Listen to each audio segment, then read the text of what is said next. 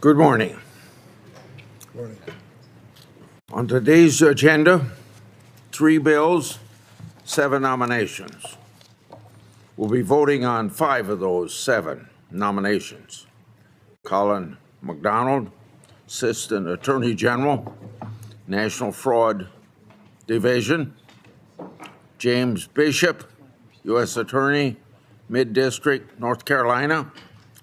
Brian Barber, Marshal, West District of Louisiana. Stephen Lewis, Marshal, East District, Missouri. Priscilla Perez Lopez, Marshal, Southern District, Florida. We'll also be voting on 2 bills, the Combating Illicit Xylazine Act and H.R. 2159, Count the Crimes to Cut Act. The 3rd bill and the remaining nominations must be held over for future consideration. Today, we're considering Colin McDonald, nominee to lead the Justice Department National Fraud Enforcement Division. Republicans and Democrats can agree that rooting out fraud to protect the American taxpayers is a critical goal. Mr. McDonald is a career public servant and an expert in fraud protection. He is highly regarded because he's prosecuted hard cases and has prosecuted them well. Mr. McDonald is the right person for this job, and I encourage my colleagues to join me in supporting his nomination. The thrust of today's meeting will be to continue our committee's longstanding and bipartisan work and emphasis upon the word bipartisan to protect Americans from the scourge of illegal drugs. The Combating Illicit Xylazine Act, which I lead as Senator Cortez Masto's being the lead sponsor, Democrat from Nevada. It responds to the startling increase that we've seen in overdoses and deaths involving xylazine.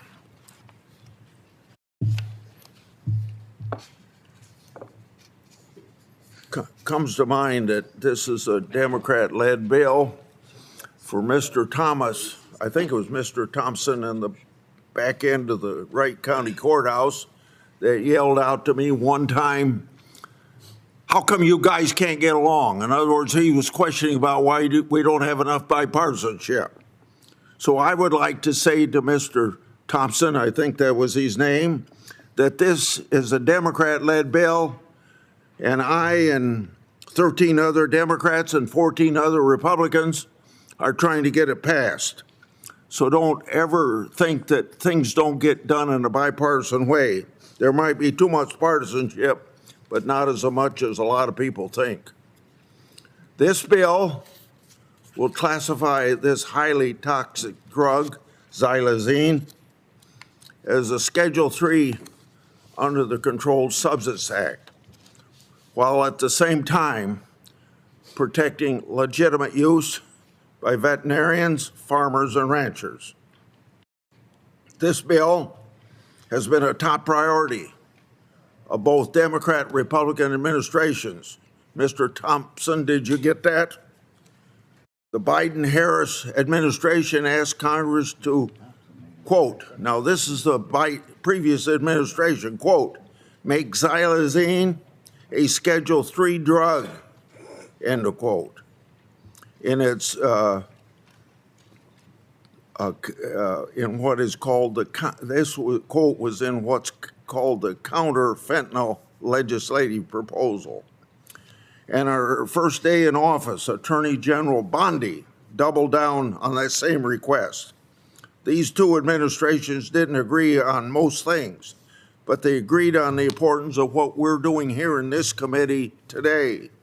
That's why this bill, again, to repeat for Mr. Thompson, 14 Democrats and 15 Republicans are supporting it. I want to thank Senator Cortez Masto for her leadership and partnership on this critical issue. For those who don't know, xylazine is an animal tranquilizer,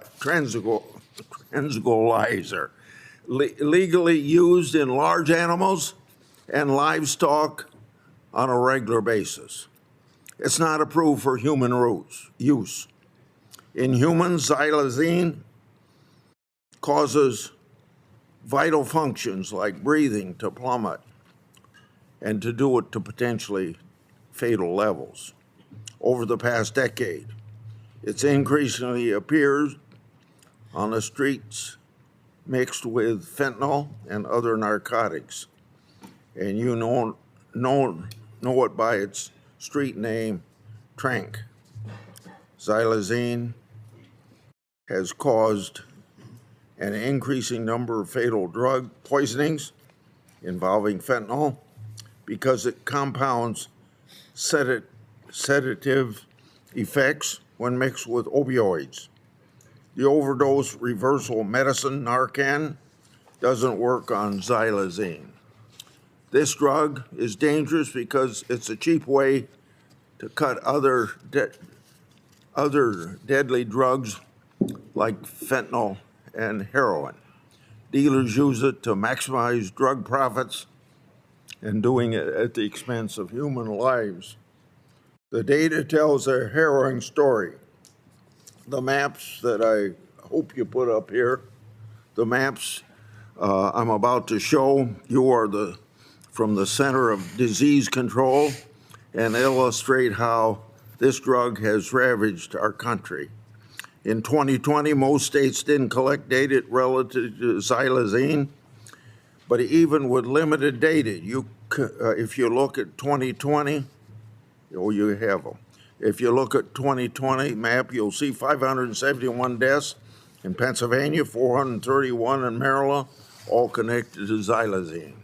Now, if you look at 2024 map, you see a startling increase in deaths where xylazine was detected.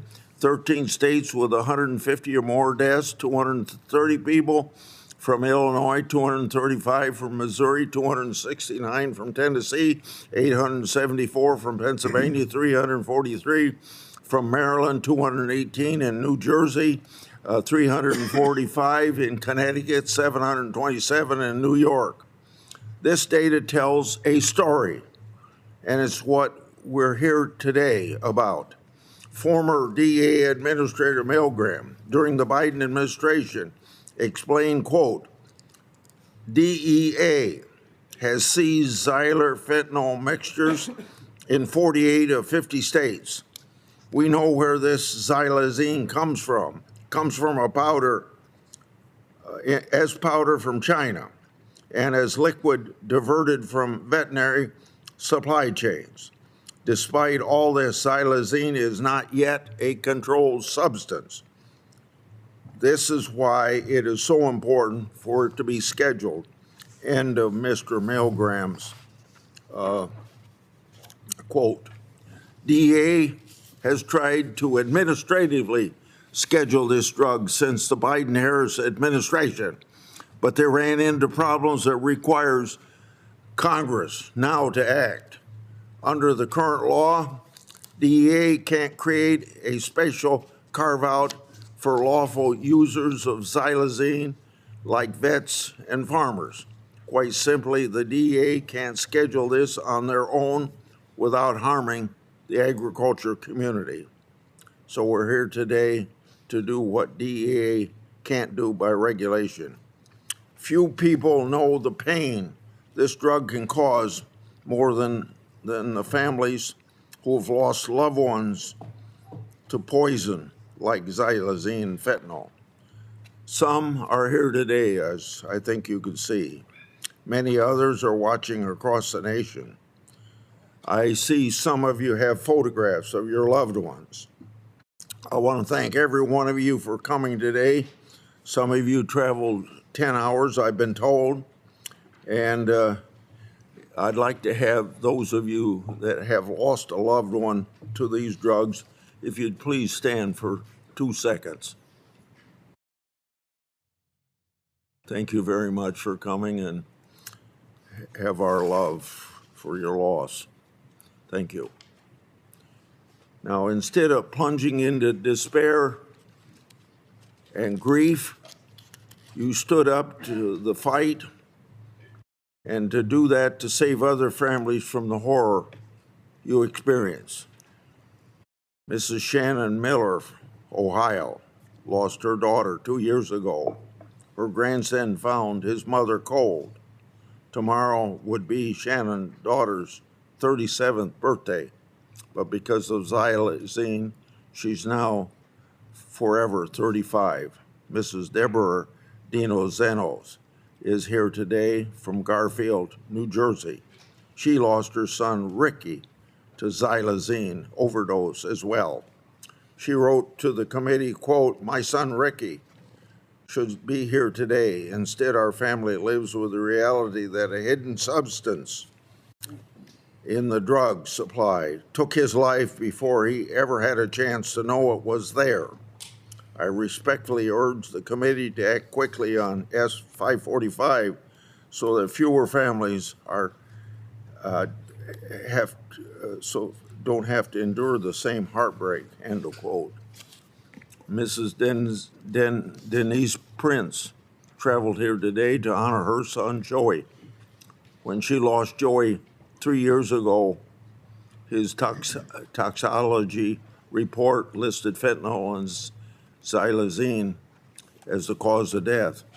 She told us, quote, "Even if I had found my son sooner, I most likely would not have been able to save him due to the effects of xylazine, which cannot be reversed by Narcan," end of quote. Mrs. Debbie Mallott also came here today from New Jersey. She lost her son, Jesse, when he took a pill he didn't know had fentanyl and xylazine in it. Mrs. Kimberly Shirer lost her son, Jordan, after he fought addiction his entire life. She recalls in her letter that even if she had had Narcan, it couldn't have saved Jordan from xylazine. The stories show us, these and a lot of other stories, that this legislation isn't an abstract policy debate. We're talking about taking action to keep parents from losing children and children from losing parents. I can't tell you every story this morning, but I want to let everyone who shared their painful story to us know we hear you. You are why we're here today. Before Senator Durbin, I'd like to enter into the record letters and documents supporting the bill. Department of Health and Human Services urging this committee to pass legislation, quote unquote, as written. A letter from the DEA saying the same thing.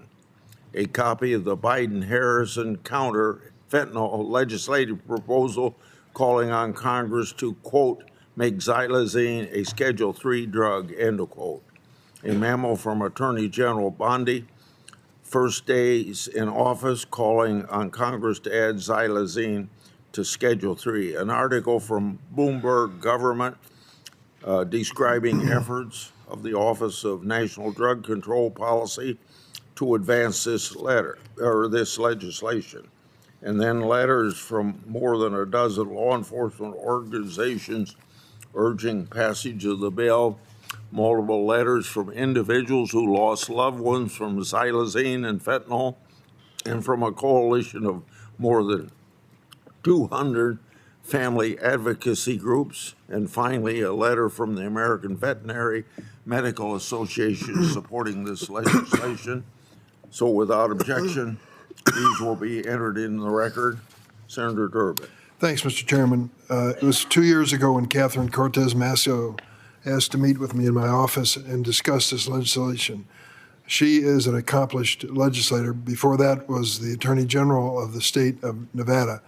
And she worked long and hard on this concept of dealing with xylazine, which was new on the horizon. People were trying to understand what was happening with this veterinary drug that was being laced into fentanyl and the like. She convinced me 2 years ago, and I want to personally thank you, Mr. Chairman. This is not the first, I'm sure it won't be the last time you've reached across the aisle to do something on a bipartisan basis that helps everyone. This is an issue we can agree on. The victims' families who are here today are a grim reminder of the price that's been paid already by so many people for this terrible drug. I will gladly support this bipartisan legislation, and thank you for making certain that it was brought before this committee on a timely basis. We are also considering some nominees where we do have some differences, and I'd like to say a few words. Please go ahead. This committee will consider nominees who will help the president as he approaches his take on our justice system. Colin McDonald is nominated to head the so-called National Fraud Enforcement Division, which the administration created out of thin air. There were already offices in the Justice Department responsible for investigating and prosecuting fraud. But over the last year, the Trump administration has systematically dismantled these offices. Meanwhile, the president has engaged in an unprecedented fraud spree, more than doubling his net worth since returning to office. The office of president has been very good to the Trump family. Fraudsters who make massive contributions to the president are regularly rewarded with pardons. Let me be specific. In April 2024, the founder of Binance was sentenced to prison and ordered to pay a $50 million fine for money laundering. He then brokered a deal to channel $2 billion into Trump's family crypto business. The president pardoned him shortly after, and he didn't pay a penny in fines. Binance accounts have funneled about $1.7 billion to Iranian entities linked to terrorism. But the Trump family's crypto company, the World Liberty Financial, continued to partner with this agency.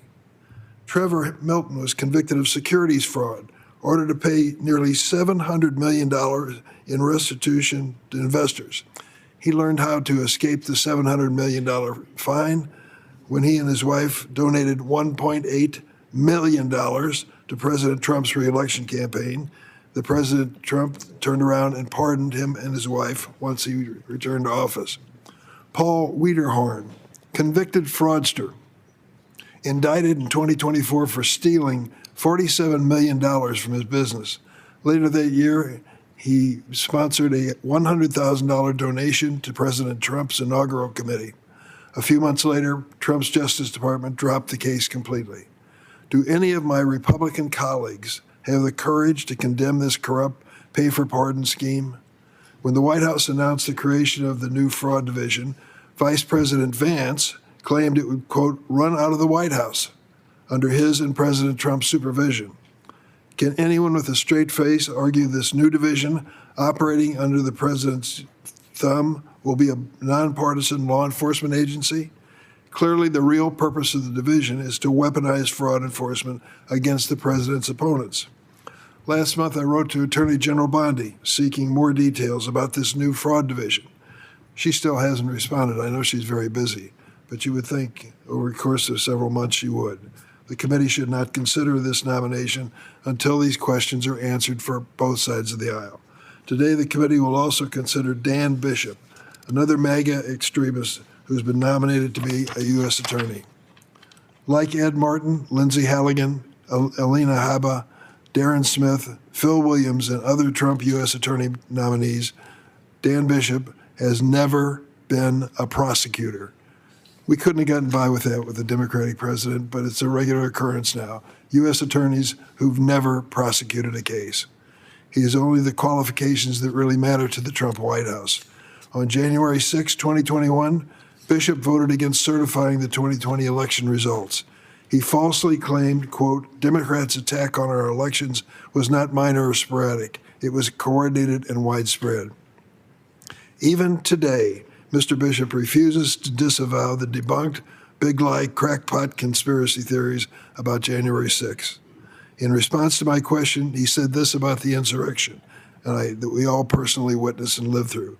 I've heard credible accounts that black, bloc, Antifa agitators were in the crowd and among the first to vandalize the U.S. Capitol. So I think that leftists participated in and perhaps instigated the mayhem. As I said last week, President Trump is nominating these January 6th apologists to help interfere in the 2026 election. The president isn't hiding it. He told us, and I quote, "We should take over the voting. Republicans ought to nationalize the voting," quote President Trump. Senate Democrats will do everything in our power to resist this. Thank you, Mr. Chairman. Yeah. Say, we don't have quorum yet to get these nominees out, so I think we'll go to the first bill, the Combating Illicit Xylazine Act. This bill is led by Senator Cortez Masto, and I'm helping her. It's co-sponsored by Senators Klobuchar, Blumenthal, Tillis, Britt, along with 24 other senators of both parties.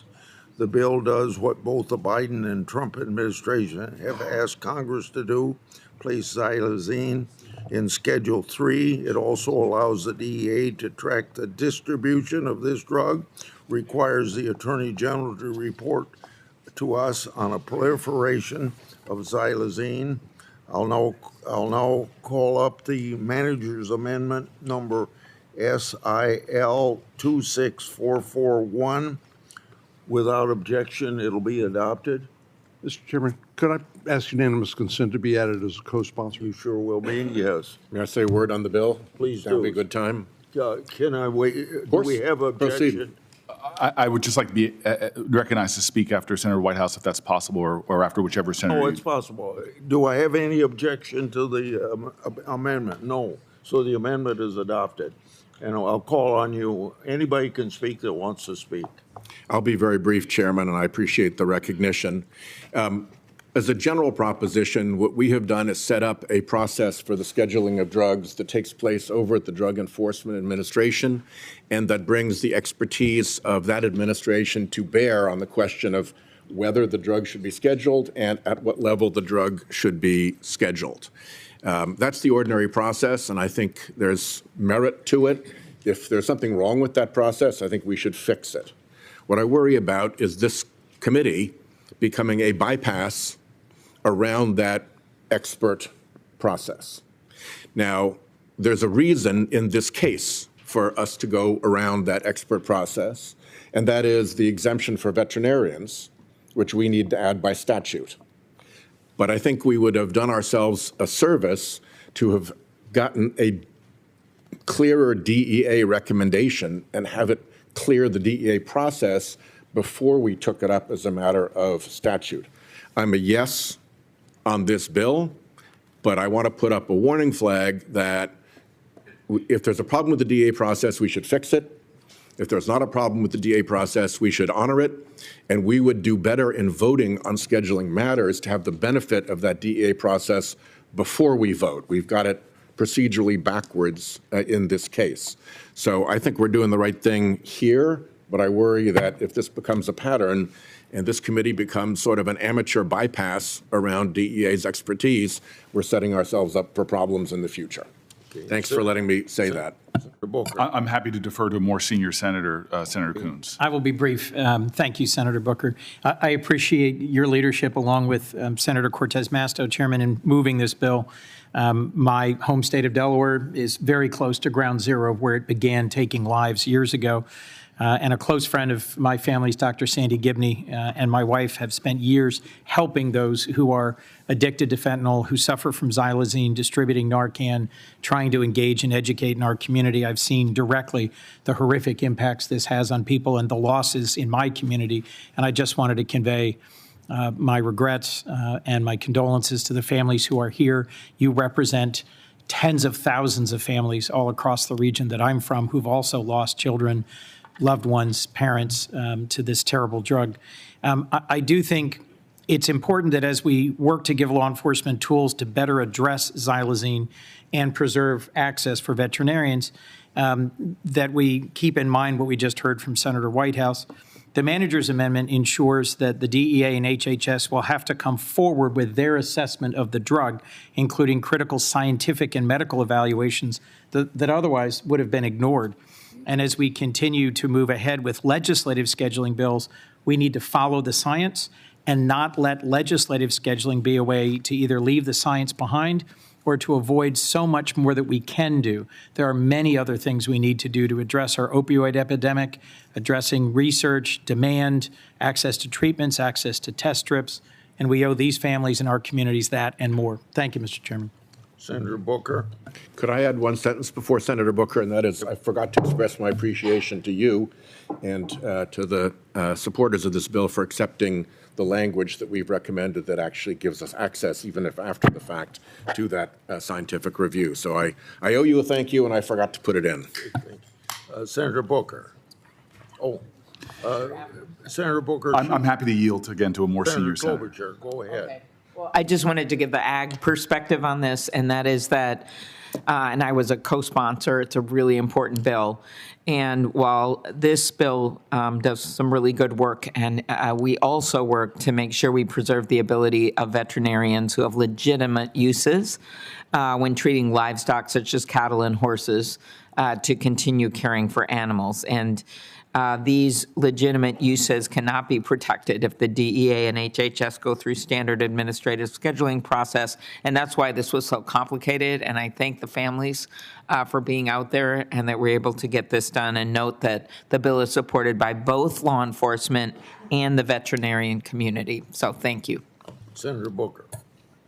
I'm really grateful, Chairman, for the recognition, and the points that my colleagues have made are really the points of my concern. I sincerely feel like this is Groundhog Day yet again. It is not a matter of debate that our country has been ravaged by substance abuse for decades. It is not a matter of debate that this is one of the greatest crises, public health crises in our country. And I'm going to say it again, that if we really were serious as a committee about dealing with this crisis, we would be doing things that are evidence-based, following the science, and having a much bigger public health crisis. There are so many people in my state who have lost people to drugs, including this horrific one. But there are many parents who continue to cry out for real action from Congress, and we do nothing. I have a letter I'd like to enter for the record, please. Without objection. It's from one of my constituents, Susan Osterman. Her son, Rory, tragically died. Mrs. Osterman has been coming to Congress for years to ask us to invest in harm reduction, in evidence-based programs that have been shown to save lives. She has done this because everything we have done since the opioid crisis began is driven by pharmaceutical companies flooding our communities with addictive medications has led to a black market and enormous demand for even more illicit drugs. And rather than holding companies accountable, rather than investing in the services that could have saved her son's life, we have come back to this committee time and time again to do the only thing we seem to know how to do, which is criminalizing drugs, creating harsh sentences so that people who use them can go to prison that often don't get kingpins and organizers, but get people who are addicted, get people who need health care, get people who are marginalized, swept up into the system, costing taxpayers hundreds of millions of dollars and actually not solving the problem. This past January, the Trump administration cut $2 billion in funding for substance use programs, evidence-based programs that prevent addiction, that reverse it, that save lives. Think about this right now. We're here, and bipartisan resources we passed to save lives. $2 billion have been cut, which will mean more lives are lost, and we're saying nothing. At the moment we are debating the scourge of drugs in our communities, the federal government is stripping away the very services that we know work, that in a bipartisan way we have supported. We should be investing more in the programs that actually save the lives of children like the ones that we're talking about today. We should follow science and data that is the public health response to this crisis. I have filed some amendments, and I filed them because I just see this pattern repeating itself since the time I was in law school. Every time a new substance emerges, the only thing we seem to be able to do is to criminalize it, to put higher and higher penalties, and every time we pay the price for it. Now, we all know the story well at this committee. This was the exact response we're doing now as a response to crack cocaine. We didn't follow the science. We followed fear, we followed alarm, we followed people demanding Schedule I, higher scheduling, And we made mistakes that for years we've been trying to correct, and we still haven't fully corrected them, even though we have bipartisan support. It breaks my heart to think about all the time and resources we've spent trying to fix past mistakes, but yet we're doubling down on the same strategies. Hearings, debates, floor remarks. Again, I filed an amendment that would require the Attorney General to follow the process, as Senator Whitehouse says, because this process that we laid out is not what we're doing here. The law provides a process, and that process centers not politics and politicians, but scientific evaluation and medical research. When Congress passed the Controlled Substances Act, it established a clear and specific procedure for scheduling drugs. The Attorney General, through the DEA, identifies a substance it believes should be controlled and requests a scientific and medical evaluation from the Secretary of Health and Human Services. HHS conducts an 8-factor analysis examining abuse potential, pharmacological effects, scientific knowledge, patterns of abuse, risk to public health, dependent upon liability, and submits its evaluation and scheduling recommendation to the DEA. Under the statute, the scientific and medical findings are binding on the Attorney General, binding. If the DEA disagrees with the recommendation, it has a path. It can provide HHS with additional evidence, request a reevaluation, hold hearings. Now, this is the frustration we have right now.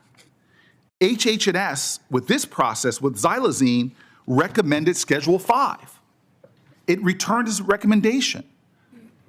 Rather than go through the scientific evidence dictated by the law, rather than present new evidence, rather than hold hearings even, or request a reevaluation, the DEA came to us.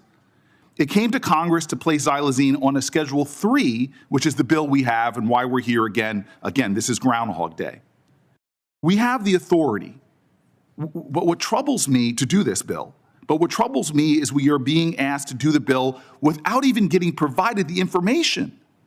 The federal agencies now in charge, literally, we're about to make this decision, and they've refused to share with the full Senate. I've not been able to get my hands on the actual scientific and medical evaluation that HHS conducted. They are refusing to give it to this committee. This is the evaluation that law required. This is the evaluation that was done. This is the evaluation that HHS recommended Schedule 5, and this committee isn't even demanding to have that evidence. Why? It should give every member of this committee pause that a federal agency is concealing the very analysis that is supposed to guide our decision-making.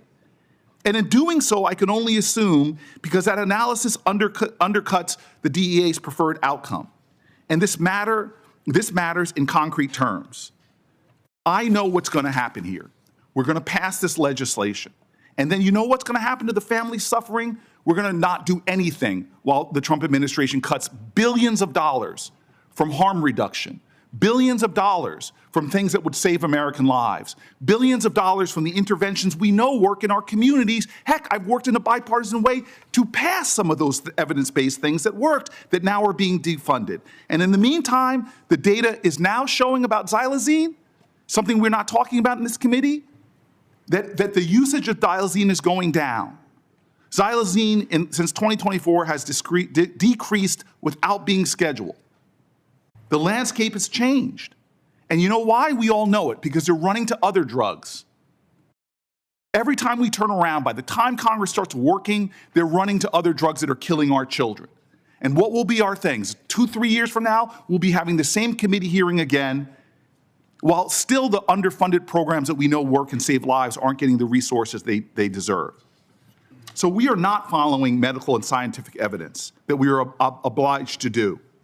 Xylazine is a substance that farmers and ranchers do, and people are saying we need this bill to do that, but I'm sorry. The evidence is clear. Congress can find a way to let farmers be licensed for it. We've done it for other drugs. Please look at what happened to pre-perniciashine. I'm sorry, I'm not a farmer. Pronouncing that is difficult, but we've done it before with other drugs. It is killing me that yet again, we are not doing what is prescribed by law. This committee does not have a simple scientific report that's being held back from us. And we're rushing to do this, and we'll leave here with the belief that somehow we've done something different that we didn't do with crack cocaine, that we didn't do with the opioid crisis. And frankly, we're sitting by while an administration is undercutting the work we have done, followed by science, that actually is helping to save the lives of our children. And so I'm not going to gum this up with the 10 amendments I filed that could help improve this. I'm going to simply ask for an amendment that everybody here should want. Give us the damn report. Everybody here should want that report from HH&S that they're refusing to give this committee, because I know people on both sides, under the last two presidents, everybody here on this committee has been upset when we don't get the scientific information we want. So I simply want to call up that one amendment. Can my colleagues agree with me as you pass this bill, because I know it will pass out of committee, that we should at least have for the record that one scientific document that recommended we get the information that by law we should have. So I would like to ask to bring up my amendment, number SIL 26412. We will get back. 415. I'm We'll sorry. get back to your amendment. We'll go to the nominations now, and then we'll come back to your amendment. Thank you. Thank you very much. But hold on. I'd like to object to going to nominations. I would like to do that. Go ahead, please. You want to speak on did he say he wanted to speak on a nominee? He doesn't. I'm asking is that we finish this debate. No, we need to go to the nominees. Then we'll come back to that. So we'll now turn to Colin McDonald, Assistant Attorney General. Proceed. Before we call the roll, Senator Durbin wants to speak. Mr. Chairman, before Mr. McDonald's hearing, I had many questions about this newly created fraud division and still no answers. One thing is clear. He is more committed to scoring political points than he is to fighting waste, fraud, and abuse. Mr. McDonald supervises the so-called Weaponization Working Group, which he co-led with the disgraced nominee Ed Martin prior to his demotion due to alleged improper handling of grand jury material. According to Mr. Martin, the goal of the working group, which Mr. McDonald is part of, was to name and shame the president's political opponents, even if they haven't committed a crime. The working group also employs the infamous Jared Wise, whose name comes up regularly. He stormed the Capitol on January 6, was charged with assault after encouraging rioters who were attacking the police by yelling, Mr. Wise yelled, "Yell, F them, yell, kill them." During the hearing, Mr. McDonald repeatedly refused to confirm whether he ever witnessed members of the Weaponization Working Group violate the Justice Department manual of the law, and he refused to condemn Mr. Weiss's continued employment. Mr. McDonald has demonstrated he's unwilling to stand up to President Trump's extreme members of his administration and grifters. I oppose it. Yeah. Clerk will call the roll. Mr. Grant. Aye. Mr. Cornyn. Aye. Mr. Lee. Aye. Mr. Cruz. Aye. Mr. Hawley. Mr. Tillis. Aye. Mr. Kennedy. Mrs. Blackburn. Aye. Mrs. Smith. Mrs. Rich. Aye. Mrs. Moody. Aye. Mr. Durbin. No. Mr. Whitehouse. No. Ms. Klobuchar. No. Mr. Coons. No. Mr. Blumenthal. No. Ms. Serrano. No by proxy. Mr. Booker. No. Mr. Padilla. No. Mr. Welch. No by proxy. Mr. Schiff. No. Chairman Grassley. Aye. On this vote, the ayes are 12, the nays are 10. The majority of the committee being for it, Mr. McDonald will be reported. Now we go to James Bishop, Middle District, North Carolina, Senator Durbin. U.S. attorneys are supposed to enforce the law equally without fear or favor. Bishop's career, however, shows he will use that power to do the president's bidding.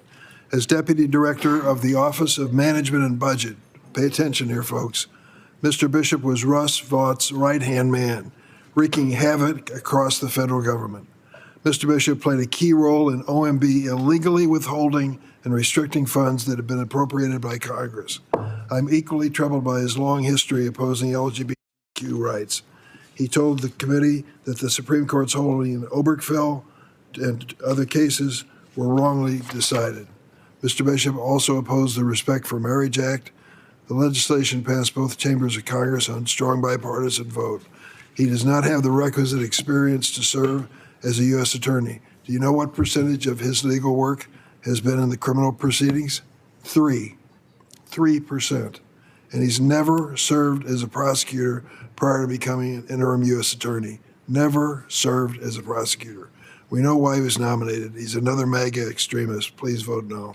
Senator Tillis. Thank you, Mr. Chair. I think most people can probably debate various aspects of my personality, but being a yes man or a MAGA extremist is not one of them. I know Dan Bishop well. I've known Dan Bishop for a long time. He was in my county, was in county commissioners before he moved on. He and I have disagreed on certain legislative matters, but I think he's a man of integrity, and I encourage everybody to vote for him. Clerk will call the roll. Mr. Graham. Aye. Mr. Cornyn. Aye. Mr. Lee. Aye. Mr. Cruz. Aye. Mr. Hawley. Aye. Mr. Tillis. Aye. Mr. Kennedy. Aye. Mrs. Blackburn. Aye. Mr. Schmidt. Aye. Mrs. Britt. Aye. Mrs. Moody. Aye. Mr. Durbin. No. Mr. Whitehouse. No. Ms. Klobuchar. No. Mr. Coons. No. Mr. Blumenthal. No. Ms. Serrano. No by proxy. Mr. Booker. No. Mr. Padilla. No. Mr. Welch. No by proxy. Mr. Schiff. No. Chairman Grassley. Aye. On this vote, the ayes are 12, the nays are 10. Majority in favor. The nominee will be reported. Now we go to Brian Barber, U.S. Marshal, Western District, Louisiana. Clerk will call the roll. Mr. Graham. Aye. Mr. Cornyn. Aye. Mr. Lee. Aye. Mr. Cruz. Aye. Mr. Hawley. Mr. Tillis. Aye. Mr. Kennedy. Mrs. Blackburn. Aye. Mr. Schmidt. Mrs. Britt. Aye. Mrs. Moody. Mr. Durbin. No. Mr. Whitehouse. No. Ms. Klobuchar. No. Mr. Coons. No. Mr. Blumenthal. No. Ms. Serrano. No by proxy. Mr. Booker. No. Mr. Padilla. No. Mr. Welch. No by proxy. Mr. Schiff. No. Chairman Grassley. Aye. On this vote, the ayes are 12, Chairman. the nays are 10. Chairman, may I be recognized briefly before the Senator, next vote? well, let me announce this. The majority, Mr. Barber, will be reported. Senator Whitehouse.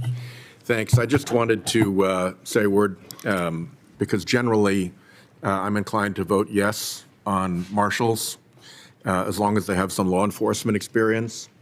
And I voted no on this last one. And the problem with me is lack of law enforcement experience. I think it's particularly important when our federal judges are living in an atmosphere of such heightened threat of violence that people who seek the position of United States Marshal, which is responsible for court safety, have real backgrounds in law enforcement and in running investigations. So I wanted to explain that vote because it runs counter to my usual yes on marshals. Thank you.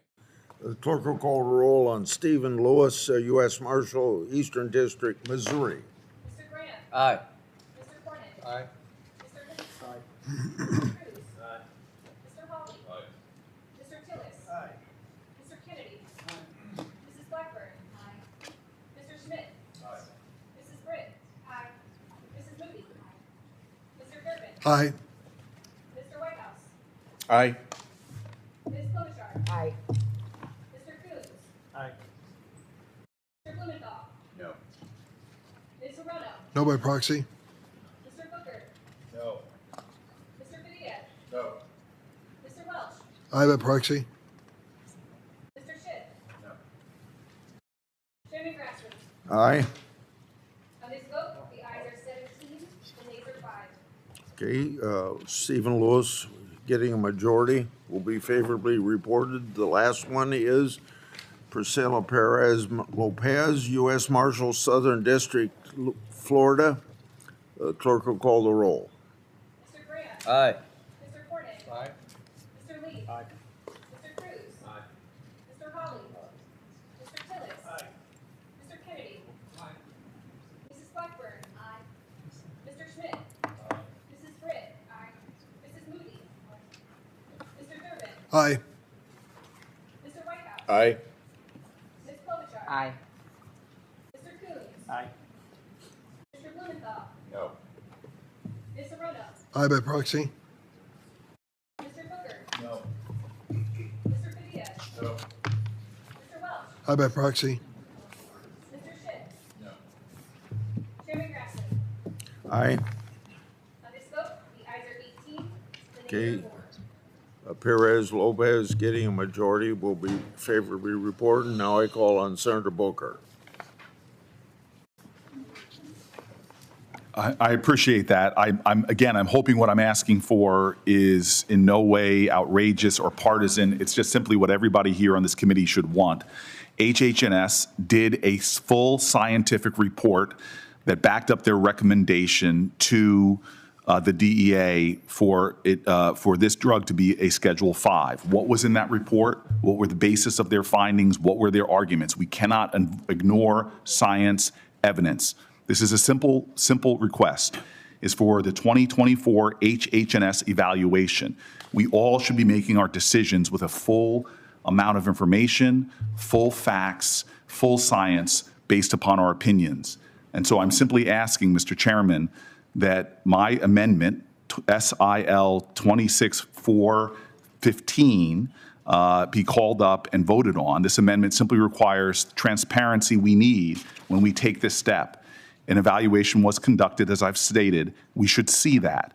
The amendment requires the DOJ to publish HHS's scientific and medical evaluations and recommendations before the placement of xylazine on Schedule 3 would take effect. So this does not disturb the placement of it on schedule. It does not undermine the sponsor's intention of this bill. It just conditions that scheduling on the publication of medical information that we have and should be privy to. And Will so, the senator yield for a question? Mr. Kennedy, I will yield for you anytime. Before Senator Kennedy, I didn't make clear we're back on the bill now, and that's why I called on Senator Booker. And I truly appreciate it, and I appreciate the rational rascal from Louisiana.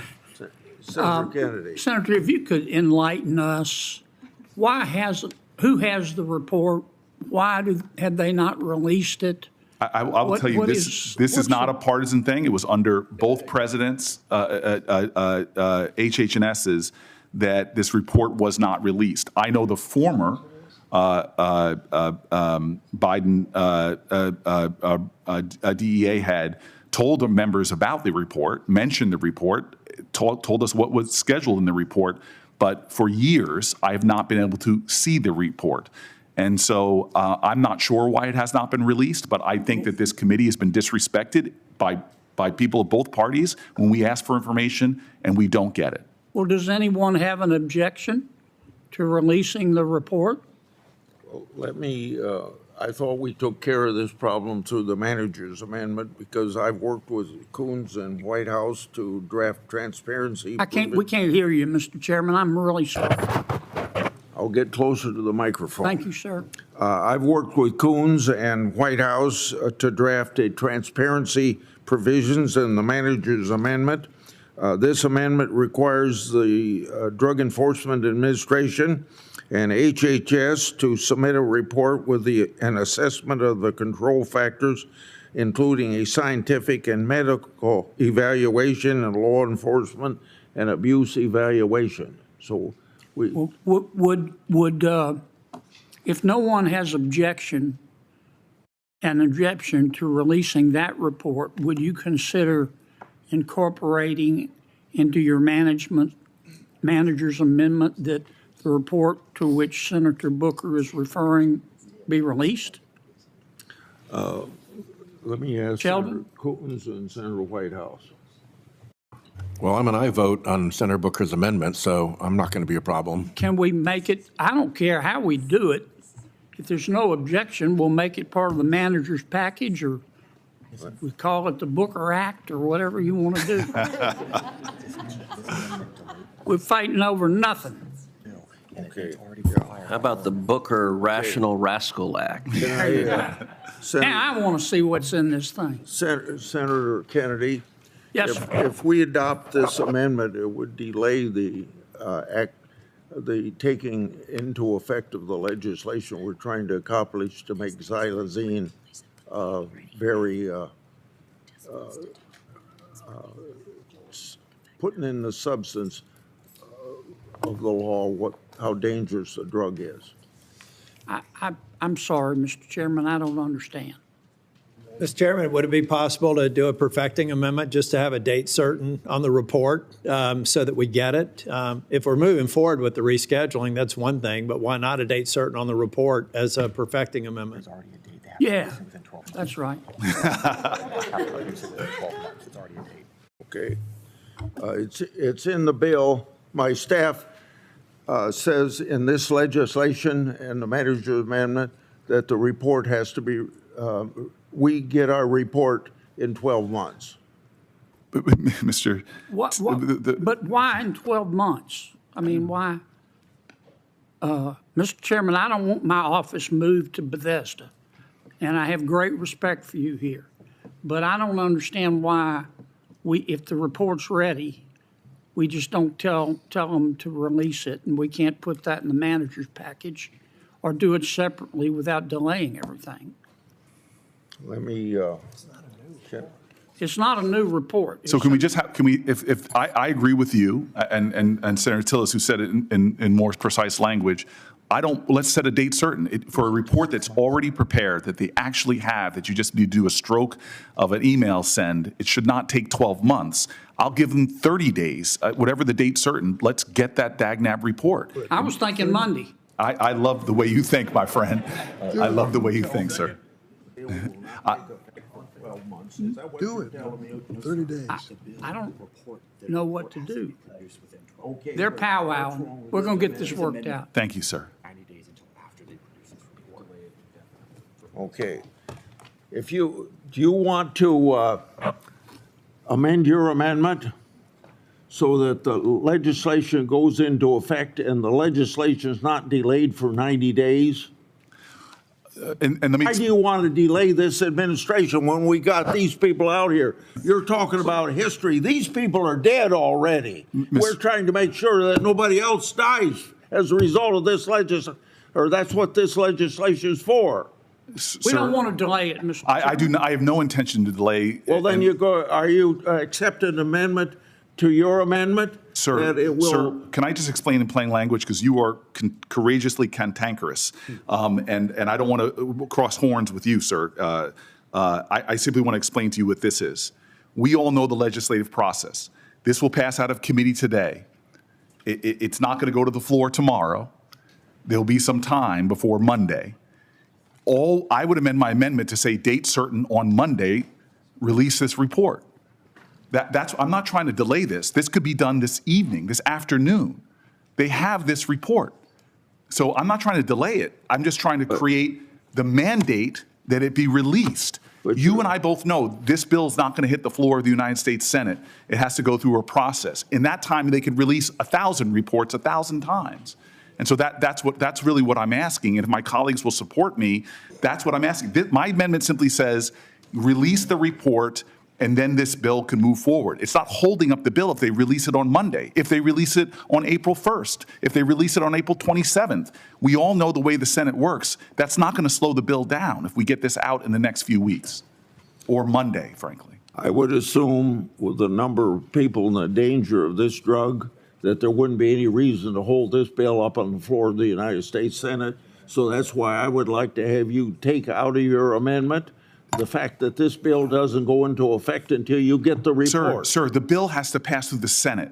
It will then have to pass through the House. It will then have to go up for the president's desk to signing. That's not going to happen for weeks to months. I'm simply asking for a report. What I'm asking for is not outrageous. It's things that both sides of the aisle have asked before. My amendment simply is saying release the report. It should be able to be done before this bill gets to the president's desk to sign. Go ahead. Do we have bipartisan consensus it should be 30 days or 30 days sooner? I'll take 30 days. Mr. Kennedy is right. It should be able to be done on Monday, but I'll take 30 days. Whatever. The thing is, I've been asking for years, under 2 presidents, to get a DAGNAB report that is definitely there, that DEA heads have referenced to me. Well, Mr. Chairman, I support this legislation. I don't want to delay it. If there's a report that's ready and it's not being released, I would like it released. And I didn't hear any objection on the committee on that. What about the 30 days that, What? you accept the 30 days? Whenever, whatever makes you happy. 30 days suits me. Go ahead. Oh, will go with your 30 days. 30 days. Yeah. Can I just, Mr. Chairman, can I just ask, does this mean that we are going to condition the effective enactment of this act upon the reception of the report? No, I think that's what we're getting around. Do you see the problem that? Well, that's not what the amendment senator says. from Missouri just brought up? You're delaying the legislation going into effect. Sir, I do not understand how this will in any way affect the bill. It simply creates the mandate and finally the leverage that we as a committee are unanimously saying when there is scientific data that would affect or at least expand our understanding of the problem. Which amendment number are you seeking? It is SIL 26415. I will strike section 4 and then section 5, the amendment made by section 3 shall take effect on the date that is 90 days after the date the Attorney General, striking that and putting in the new within 30 days. Language. We can work an additional language before floor action. From today, from the day this passes out of committee. So Can I ask you the consideration of this approach? Can we do this in less than 30 days? Can I ask Senator Booker, consideration, Yes, sir. if we can advance this bill and before the bill comes up on the floor of the United States Senate, you have the ability to hold it up, we'll work this out. That is exactly what this amendment does. Is it creates the pressure that you're talking about, sir. The plain language of this is like, frankly, this should not be so difficult. It's so disrespectful to this committee. If I could, Mr. Chairman, for one moment. Just for clarification, my colleague, my friend from New Jersey, has just offered to remove the section of his amendment, section 4, that delays the effective date of enactment in exchange for adding not 90 days, but 30 days, a requirement that the report be released within 30 days. Thank you. Is that correct? Yes. That should remove the appropriate concern of the chairman, also raised by Senator Hawley and Senator Cruz, and make real the view that I think many of us share, that this report should be made public in 30 days, correct? Yes, Good. sir. So to be clear, we have separated the timeline for the provision of the report from the timeline of this bill moving forward. There are two separate things, and the bill has a 30-day requirement that it be produced, that a report be produced. And I know the HHNS doesn't want to lock horns with the chairman of this committee, and I would take his word that you will personally make sure this gets released as well, sir. I believe in you if you're telling me we're going to get this done. Let's put it this way, you have my assurance that I'll attempt real hard to get it released. Well, with this amendment we passing, it now mandates that really. So, and you're battling to make, because we all know both administrations have ignored mandates of this committee before. I accept your amendment the way it is. Can we call a roll call vote on it, please, sir? Roll call vote on this amendment. Wait, I'm sorry. I did, before we have a roll call vote on an amendment that has been amended, I just want to know exactly what we're voting on. Before, we're going to do a roll call vote. We don't have any text in front of us. I'd just like to know exactly, Mr. Chairman, what we're voting on. Okay. I think I support what Senator, I want Senator Booker to get his report. I'm all for that. Thank you, sir. Instead of 90 days, it's 30 days. And it strikes, for those. Breaking out, Corey, everything on your amendment here. Strikes the provision that says the bill won't go into effect. Mr. Chairman, can I just ask, Senator Booker, you're striking out lines 1 through 8 on your, that's gone. That's gone. And on the next page, line 4, 90 is replaced with 30. It is, yeah, that line is replaced. The amendment shall require the Attorney General to, within 30 days, And then we start from line 5 on the second page. The amendment shall require. Okay, and so the linkage between the report and the implementation is delinked, and this is a straight up mandate. You're going to give us the report. Well, but that doesn't do it, because it still says on lines 2 through 4, the amendment made by section 3 shall take effect on the date. So we struck that. Okay, but you said you struck it on lines 2 through 7 on the first page. We struck that, sir, and we're striking, for the record, lines 1 through 4, and adding right before the Attorney General, the amendment shall require the Attorney General to, within 30 days, obtain a lot of legal language, but it's basically to release the damn report. Are you satisfied, Senator from Missouri? Tedious and annoying thing you'll have to deal with as governor, so that I can sit here and think you're missing this, but you're being Yeah, I think I understand what we're voting on. Yeah, and I'm supportive of that. I just wanted to make sure that we're delinking. I think we got it. I just want to make sure we get the text right. How laws are made. I know the law school you and I both went to, sir. So Yeah, I appreciate that. So in that case, maybe I ought to ask a real lawyer. Yeah, to your left, maybe. Yeah, right. All right, as a nod to your alma mater, can you include 4 references to Foucault? Mr. Chairman, could we have the proponent of the amendment read the amendment as amended so we all understand exactly what we're voting on? I mean, it seems to me that this is entirely unnecessary, because we all know that once the bill passes out of the committee, it has to be scheduled for floor action. Any individual senator can object to its consideration, which would then require a vote of the United States Senate and 60 votes to proceed to consider it. So it seems to me like we're making a mountain out of a molehill. I think, could I just ask the senator from New Jersey, you say they haven't released the report. Do we know what's in the report? No, sir. Nobody knows what's in the report. I know what the conclusion of the report was. As I've said, what is the conclusion of the report? It was the recommendation by the Health and Human Services Department that it be a Schedule 5 drug. But that was based upon scientific research and their 8-part analysis. I just want that analysis. It's something we all should have. And will you refresh our memory, what is a Schedule 5 drug? Misdemeanor, not a felony. I know it's a misdemeanor, but it also allows certain actions to be able to taken by DEA as well.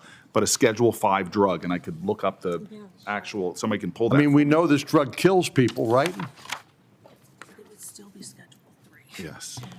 But to be clear, this is simply releasing the report, not changing the schedule. It's not changing the decision of the committee, which I clearly cannot change. I mean, we're talking about releasing a report that you know the conclusion of. But we do not know. And so I don't know why we're wrapped around the axle and delaying the consideration of this bill for something for information you already have. I do not have the information. This committee does not have the information. This committee should benefit, as it was written in the Controlled Substances Act of 1970, said that we should make our decisions based upon scientific conclusions. We have an agency that spent a heck of a lot of time and a heck of a lot of money that we appropriated to produce a report for Congress, and is refusing to give us the report and the scientific data. And so here we are making a decision on the recommendations of the DEA, but not the scientists that we paid salaries of to produce a report that we paid for. The fullness of that information should not be held by Congress. It is germane to this bill, but it's also germane to an issue I've heard both sides of the aisle make time and time again, that we do not get the information from the administration that we demand. And so I'm grateful for the colleagues on both sides who have said, this is not that complicated. It is very simple. I've amended this now to take out to delink it as was requested by the chairman and my colleagues. For dear God, can we vote on that amendment just so I can get this report? Mr. Chairman, can I ask a question? Yeah, proceed. Senator from New Jersey, would you yield for a question? Because I just want to make sure. I have no issue with you getting the report. On page 2, line 21 through 23, it seems though this is still requiring something more than just the report. It looks as though it's requiring HHS to publish something, and that has not been taken out. Yeah, okay, so this is, I'm going to read the report. I'm now going to shrink this to 2 paragraphs and hope that my colleagues think that this is not outrageous and that we can work together to get information that should have been given to us 4 years ago, in 2024. Okay, the amendment shall require the Attorney General to, within 30 days, publish the scientific and medical evaluation and recommendations of the Secretary of Health and Human Services with respect to xylazine as described in Section 201B of the Controlled Substances Act, and publish the full text of the evaluation and recommendations described in paragraph 1 in the Federal Register and on the website of the Department of Health and Human Services. So not just we have it, but the public can see the DAGNAB report as well. 2 paragraphs. Mr. Chairman, All else struck. Can I ask the senator from New Jersey, if this amendment is accepted, are you going to vote in favor of the bill? I am not going to vote in committee. I'm going to wait for my DAGNAB report. That's what I thought. Yeah. Let's call a vote. Mr. Chairman, please call a vote. Can we move for a vote, please, for those 2 paragraphs? Based upon your answer to this last question. I'd like to move to adopt the amendment as amended. We're going to adjourn the meeting. What? I have a statement. Could I just put a statement?